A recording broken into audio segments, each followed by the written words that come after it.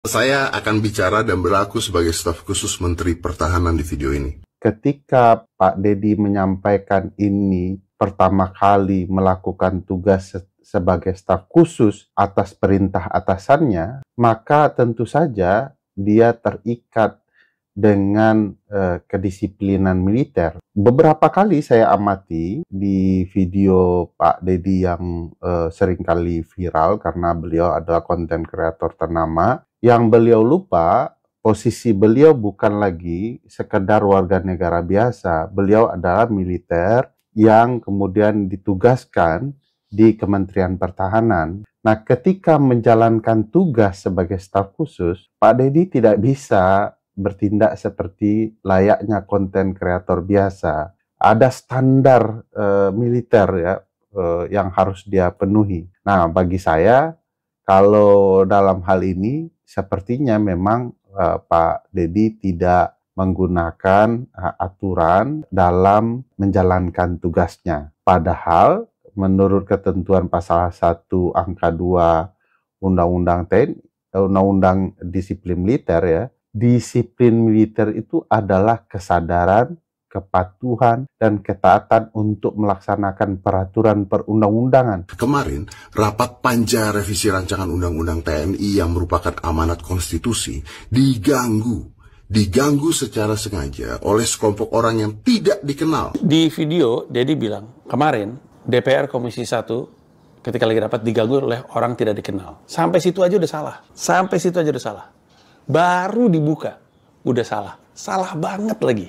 Masa disebut orang tidak dikenal, baru mulai aja udah salah. Orang tidak dikenal, Munir meninggal karena sedang membela hak asasi orang Indonesia.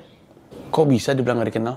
Bahkan kalau Bapak ingin lebih jauh ya, ketentuan pasal 39 Undang-Undang TNI menyatakan prajurit dilarang terlibat kegiatan politik praktis ya. Konten-konten yang berupaya membahas politik publik dengan parlemen, bahkan itu adalah politik praktis. Bapak sedang membahas dan menjelaskan soal sikap partisipasi warga dalam pembahasan undang-undang. Ini agak perlu dipahami juga oleh Pak Menteri Pertahanan bahwa tidak boleh prajurit aktifnya kemudian bertindak seperti yang dilakukan oleh Letkol Deddy Corbuzier.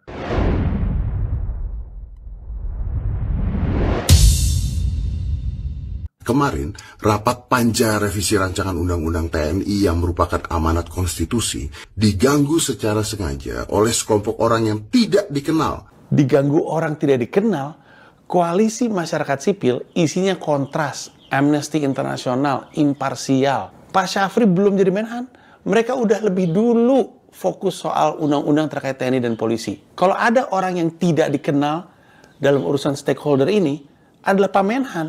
Bapak yang baru, beliau udah lama. Kok bisa sih Deddy Corbuzier disuruh bilang orang nggak dikenal? Kok bisa? Kami minta agar dihentikan karena prosesnya dilakukan secara diam-diam dan tertutup. Namun yang terjadi kemarin bukanlah sebuah bentuk kritik atau masukan yang membangun, tapi merupakan tindakan ilegal dan melanggar hukum. Ilegal dan melanggar hukum. Melakukan pelanggaran hukum, itu melanggar hukum. Gini aja deh, DPR itu kan Dewan Perwakilan Rakyat. Kalau rakyat pengen tahu lu ngapain, masa disebut pelanggaran hukum? Kalau rakyat pengen tahu wakilnya lagi ngapain, masa disebut anarkis? Gue punya hak untuk nanya lu ngapain di situ. Orang lu pada dipilih sama rakyat. Kita debat lawan debat lah. Ada rakyat Indonesia menerobos DPR lagi kerja. Apakah rakyatnya yang menerobos DPR lagi kerja pelanggaran hukum, atau DPR yang harusnya bikin undang-undang untuk rakyat, rapat diam-diam merupakan pelanggaran hukum? Kita bisa debat. Karena orang pengen tahu, ngapain lu rapatnya di situ? Kenapa nggak rapatnya di gedung DPR aja? Kan ada DPR TV tuh, lu bisa nonton rapatnya seperti apa. Karena harus di hotel.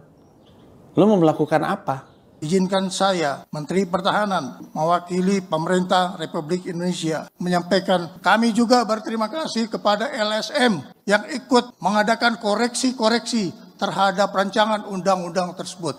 Walaupun saudara-saudara berada di luar dari proses prinsip jati diri TNI adalah tentara rakyat, tentara pejuang, dan tentara profesional. Kami tidak akan pernah mengecewakan rakyat Indonesia di dalam menjaga kedaulatan negara kesatuan Republik Indonesia. Apa yang TNI perjuangkan dengan apa yang Kontras, Imparsial, Amnesty International perjuangkan sama kok. Untuk kebaikan rakyat Indonesia sama. Masyarakat, track recordnya jelas ada. Walaupun memang saya akui sebelum Bapak menjadi Menhan dan terlibat dalam perumusan undang-undang ini, orang-orang ini sudah terlebih dahulu terlibat dalam perumusan tersebut sebagai elemen masyarakat. Jadi mereka bukan orang tidak dikenal. Tapi kalau disebut mereka orang tidak dikenal, itu mendegradasi dan menihilkan perjuangan orang-orang yang sedang membela rakyat Indonesia. Kalau TNI merasa sedang membela rakyat Indonesia, ya mereka juga sama, jalannya beda. Masa karena jalannya beda, terus kemudian dibilang orang tidak dikenal? Saya akan bicara dan berlaku sebagai staf khusus Menteri Pertahanan di video ini. Kemarin, rapat panja revisi rancangan Undang-Undang TNI yang merupakan amanat konstitusi diganggu secara sengaja oleh sekelompok orang yang tidak dikenal. Di video, Dedi bilang, kemarin DPR Komisi 1 ketika lagi rapat diganggu oleh orang tidak dikenal. Sampai situ aja udah salah. Sampai situ aja udah salah. Baru dibuka, udah salah. Salah banget lagi. Masa disebut orang tidak dikenal, baru mulai aja udah salah. Orang tidak dikenal, Munir meninggal karena sedang membela hak asasi orang Indonesia. Kok bisa dibilang nggak dikenal? Kok bisa? Gue mau jelasin dulu bahwa rapat kemarin itu adalah resmi, konstitusional, dan tidak lagi membahas hal-hal seperti dui fungsi TNI. Bahkan Bapak Menteri Pertahanan Pak Syafri Syamsuddin itu sudah berkali-kali menegaskan, kalau ditanya juga, bahwa dui fungsi TNI itu sudah dikubur sejak dulu. Arwahnya sudah tidak ada. Bahkan jasadnya pun sudah tidak ada. Tidak ada dui fungsi di Indonesia lagi. Jangankan jasad, arwahnya pun udah nggak ada. Nggak usah khawatir sama dui fungsi ABRI. Dui fungsi ABRI itu udah nggak ada. Udah mati. Rohnya nggak ada, jasadnya nggak ada. Kata Deddy Corbuzier. Seperti yang diarahkan oleh Pak Menteri. Semuanya pada bilang, udah nggak usah takut lah, dui fungsi ABRI nggak akan ada lagi. Gue balikin lagi aja. Lu sendiri ngapain sih masih bahaya laten komunis? Udah nggak usah takut sama bahaya laten komunis. Komunis udah nggak ada, PKI udah bubar. Ngapain lu masih bisa bikin bahaya laten komunis? Ngapain? Ngapain? Nah, lu jawab dulu pertanyaan itu, baru lu bikin pernyataan nggak usah khawatir sama dui fungsi ABRI. Nggak usah khawatir soal gue parno terhadap hal-hal yang lu anggap nggak ada. Lu aja masih parno sama hal-hal yang gue anggap nggak ada. Ini loh hal-hal yang membuat gue tuh sangat menyayangkan. Ini orang-orang ini enak banget ngomong di depan umum karena dia pikir nggak ada yang nentang. Ada yang nentang. Ngomong di depan umum seakan-akan nggak ada yang bisa ngasih perlawanan balik. Ada yang ngasih perlawanan balik. Gue cuma pengen orang-orang ini hati-hati aja kalau ngomong, mikir 2 kali lah sebelum ngomong. Soalnya ntar ada 1, 2, 3 atau 1 juta, 2 juta, 3 juta orang yang akan kesel karena dianggap bego. Kesel karena dianggap nggak bisa ngelawan. Pernyataan itu seakan-akan kita harus percaya begitu aja. Kayak, udah tenang aja, dui fungsi ABRI itu udah nggak ada, ngapain lu takut? Udah nggak ada, itu nggak mungkin kembali gitu. Dia yang ngomong gitu, politisi ngomong gitu, menteri ngomong gitu, udah nggak ada gitu. Seakan-akan dia ngomong aja, kita percaya. Tapi pertama-tama kan kita berpegangan dengan draft yang kita temukan. Mereka nggak ngebuka sampai sekarang, setidaknya sampai video ini. Draftnya menyatakan ini mah balik seperti zaman dulu lagi kok. Bahkan pada prakteknya nggak usah direvisi. Sekarang udah ada jenderal-jenderal TNI atau perwira-perwira TNI di posisi-posisi kementerian dan lembaga yang strategis. Persis seperti era dui fungsi ABRI. Jadi kalau dibilang nggak usah takut lah, udah nggak akan ada itu, ngapain lo mengkhawatirkan itu? Kenyataannya emang ada. Jawab aja dulu deh pertanyaan gue. Kenapa Maijen Novi Helmi Prasetya adalah Direktur Utama Perum Bulog? Kenapa Laksamana Pertama Ian Heriawan adalah Badan Penyelenggara Haji? Kenapa Maijen Irham Waroihan adalah Inspektur Jenderal Kementerian Pertanian? Kenapa Marjen Mariono adalah Inspektur Jenderal Kementerian Perhubungan? Kenapa Mayor Letkol sekarang ya, Letkol Teddy adalah Sekretaris Kabinet? Kenapa? Padahal 10 kementerian dan lembaga yang boleh diisi sama TNI, nggak ada ini semua. Gue balikin lagi. Kementerian Perhubungan, Kementerian Pertanian, Penyelenggara Haji, Perum Bulog. Mana? Nggak ada.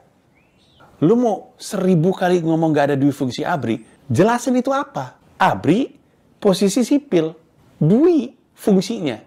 Kalau mau menggunakan Deddy Corbuzier, staf sus untuk urusan komunikasi, gunakan untuk menjelaskan ini. Moga-moga deh setelah video ini muncul, kemudian jadi ada penjelasan. Tapi jawab dulu ini apa? Kalau Letkol Teddy sih sekarang dimasukinnya ke Sekretariat Militer Presiden tuh. Jadi nggak perlu berhenti dari jabatan. Tapi yang lain apa? Mendingan Deddy Corbuzier dipakai untuk menjelaskan nasib-nasib beliau-beliau ini nih. Maijen Waryono, Maijen Irham Woraihan, Laksamana Pertama Ian Heriawan, Maijen Novi Helmi Prasetya. Nasibnya beliau-beliau ini apa? Jadi berhenti kah? Mengundurkan diri kah? Karena nggak ada di 10 lembaga dan nggak ada di penambahan 6. Nah, di revisi Undang-Undang TNI yang tadinya 10 itu mau dijadiin 16. Bahkan tambahannya, nggak ada kan di sini kan? Nggak ada Kementerian Perhubungan, nggak ada Kementerian Pertanian, nggak ada Badan Penyelenggara Haji, nggak ada Perumbulok. Mana klaim bahwa itu bukan difungsi ABRI? Mana? Jadi, omongan-omongan politisi-politisi, nggak usah khawatir udah nggak ada difungsi ABRI, itu gimana gitu? Gue mau percaya omongan lu. Lah ini apa? Ini lagi ngejabat. Dan saat ini, total ada 2.500 anggota TNI aktif yang ada di kementerian dan lembaga. 2.500.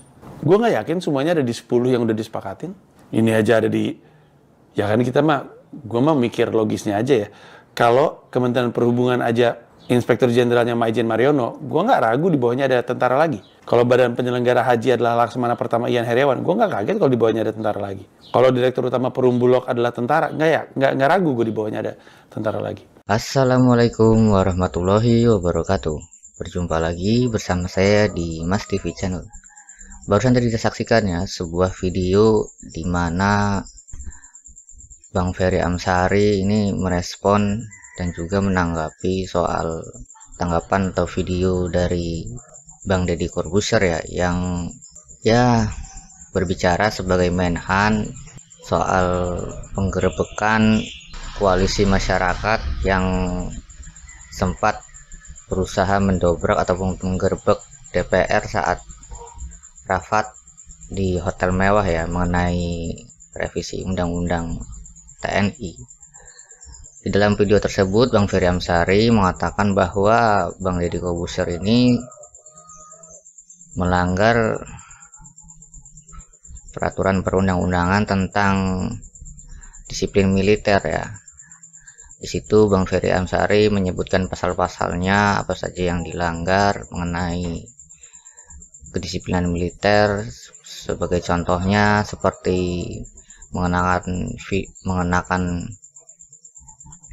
baju dinas resmi, baju dinas harian, itu kan ada aturan-aturannya masing-masing ya. Dan kalau kita bisa lihat di berbagai video yang sering viral mengenai Deddy Corbuzier, di situ kan beliau terkadang memakai baju yang kurang pas lah, seperti hanya memakai baju singlet ya kan. Itu kan menurut Bang Ferry Amsari melanggar undang-undang disiplin militer ya. Dan juga ada salah satu undang-undang yang mengatakan, dan juga ada salah satu peraturan yang mengatakan bahwa tentara aktif atau militer aktif itu tidak boleh mengikuti politik praktis ya, dimana konten-konten Bang Deddy ini menanggapi tanggapan publik dan juga dimana konten Bang Deddy yang viral kemarin itu ya berbau muatan politik praktis lah, dan itu kan melanggar peraturan ya. Di sisi lain Bang Panji juga merespon terkait hal-hal yang disampaikan oleh Bang Deddy Corbuzier ya, yang mengatakan bahwa rapat yang digelar oleh DPR untuk membahas revisi undang-undang TNI di hotel mewah itu diganggu oleh orang tidak dikenal, sedangkan orang yang menggerebek atau berusaha mencari tahu apa yang sedang dilakukan oleh DPR itu koalisi masyarakat yang sudah dari zaman reformasi ya berdiri. Jadi kan tidak mungkin lah itu orang yang tidak dikenal. Di situ ada orang-orang yang sudah dari lama memperjuangkan atau menyuarakan suara masyarakat dan juga ikut memperhatikan apa-apa saja yang dilakukan oleh TNI dan Polri. Jadi koalisi masyarakat ini bukan sesuatu yang baru lagi, ini sudah sejak 1998, sejak zaman reformasi sudah ada orang-orang tersebut ataupun organisasi tersebut. Jadi kan ini bukan orang tidak dikenal gitu loh. Dan itu merupakan suatu argumen ataupun narasi yang sangat salah sekali. Dan di sisi lain, Bang Deddy juga mengatakan bahwa tindakan yang dilakukan oleh koalisi masyarakat tersebut merupakan tindakan yang anarki dan segala macam lah. Ya beliau itu kan, ya kan mereka itu wakil dari, ya kan mereka itu menyuarakan aspirasi masyarakat ya, ingin tahu apa yang dilakukan oleh para DPR, yang dimana DPR ini adalah wakil rakyat. Masa masyarakatnya ingin tahu apa sih yang dilakukan oleh wakil rakyat kita? Kok rapatnya diam-diam, kok rapatnya di hotel mewah, nggak di gedung DPR? Jadi ya wajar lah kalau kita ingin tahu apa yang dilakukan gitu loh. Revisi undang-undang TNI, apa yang tidak ingin diketahui oleh publik sehingga harus dilakukan secara diam-diam, tertutup, dan dilakukan di hotel mewah, seperti tampaknya terburu-buru lah. Masa masyarakat ingin mengetahui apa yang dilakukan oleh para wakilnya itu disebut tindakan anarki, kan sangat aneh sekali ya. Dan tidak perlulah kalau menurut saya narasi-narasi seperti itu berusaha mendowngrade apa yang dilakukan oleh koalisi masyarakat tersebut ya. Dan kalau menurut saya sih, ya itu bukan suatu tindakan yang anarki gitu. Kalau seandainya rapat DPR itu dilakukan di gedung DPR secara live, kan tidak mungkin ada orang yang berusaha mendobrak. Semua rakyat Indonesia kan bisa mengetahui, oh ini yang sedang dilakukan oleh DPR, oh DPR sedang membahas ini. Ya, kalau rapatnya secara diam-diam, tertutup di hotel mewah, kan menimbulkan kecurigaan di masyarakat. Ini DPR lagi membahas apa sih di dalam hotel tersebut, kok sampai harus tertutup, bahkan katanya dijaga oleh beberapa polisi. Tampaknya ada yang genting sekali gitu loh, sehingga harus rapat tertutup, rapat secara diam-diam, harus dikebut supaya segera disahkan. Memangnya ada apa gitu loh, masyarakat yang ingin tahu. Jadi ya wajar saja sih kalau koalisi masyarakat itu berusaha mendobrak masuk, mencari tahu apa yang sedang Bapak Ibu lakukan di dalam ruangan tersebut. Kok tampaknya sangat rahasia sekali gitu loh. Dan hal tersebut kan menimbulkan kecurigaan dan menimbulkan kekhawatiran di benak masyarakat ya. Apa jangan-jangan benar isu-isu soal kembalinya dui fungsi ABRI atau dui fungsi TNI ini akan kembali dijalankan oleh Indonesia, kembali kan marak di Indonesia. Ini kan sangat ngeri sekali gitu loh, kalau sampai dui fungsi TNI ini kembali terjadi kan. Ya walaupun istilahnya dari anggota DPR, dari Menteri Pertahanan, dari Pak Deddy Corbuzier mengatakan bahwa dui fungsi ABRI itu sudah tidak ada, jasadnya pun sudah hilang, sudah terkubur dalam-dalam. Tetapi kan kalau kita melihat kenyataannya seperti Mayor Teddy yang nyata-nyatanya tentara aktif, merangkap jabatan di sekretaris kabinet, ini kan apa namanya kalau bukan di fungsi ABRI. Dan di dalam video Bang Panji menyebutkan ada beberapa jenderal-jenderal ataupun anggota-anggota TNI yang masih aktif tetapi juga menjabat di jabatan-jabatan yang cukup strategis ya.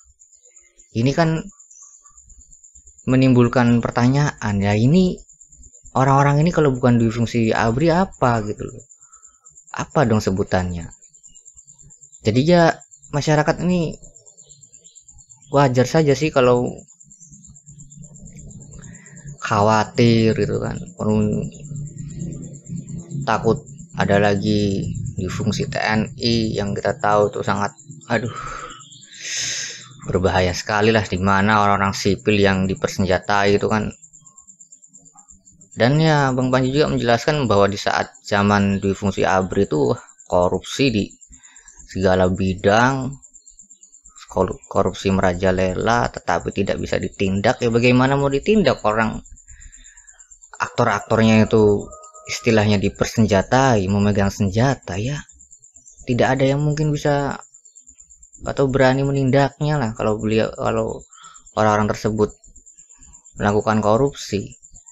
Contohnya ya seperti yang dijelaskan Bang Panji itu, direktur utama dan direktur pertama Pertamina itu dulu seorang jenderal yang nyata-nyata masyarakat mengetahui bahwa jenderal tersebut korupsi, tapi sampai sekarang tidak pernah ditindak, tidak pernah diperiksa soal kekayaannya, soal hartanya. Ini kan menimbulkan banyak pertanyaan, banyak kecurigaan gitu loh. Dan buat apa gitu kan reformasi 1998 kalau nyata-nyatanya hari ini, detik ini kembali mencuat soal isu-isu di fungsi TNI. Kalau benar-benar terjadi kan berarti reformasi 1998 itu tidak ada gunanya. Nyata-nyatanya di fungsi TNI kembali hidup lagi. Kalau memang benar itu terjadi ya, kalau memang benar di fungsi TNI itu kembali hidup lagi. Ini kan sangat meresahkan sekali lah. Begitu banyak pertanyaan dan kecurigaan yang mengkhawatirkan masyarakat. Ya ada baiknya ya, kalau menurut saya sih mungkin lain kali ya Pak Dedi ataupun para anggota DPR ataupun para orang-orang di pemerintahan Pak Prabowo lah bisa lebih masuk akal lagi lah kalau mau menyampaikan argumen gitu, karena masyarakat kita ini sekarang sudah sangat cerdas sekali. Dunia digital sudah sangat membantu masyarakat kita untuk memperoleh informasi, mencari data-data. Tidak bisa lah dibohongi seperti zaman dulu ya. Kalau zaman dulu mungkin terbatas ya, kita hanya bisa memperoleh informasi dari koran, dari majalah. Kalau sekarang ini banyak sekali medianya, banyak sekali caranya.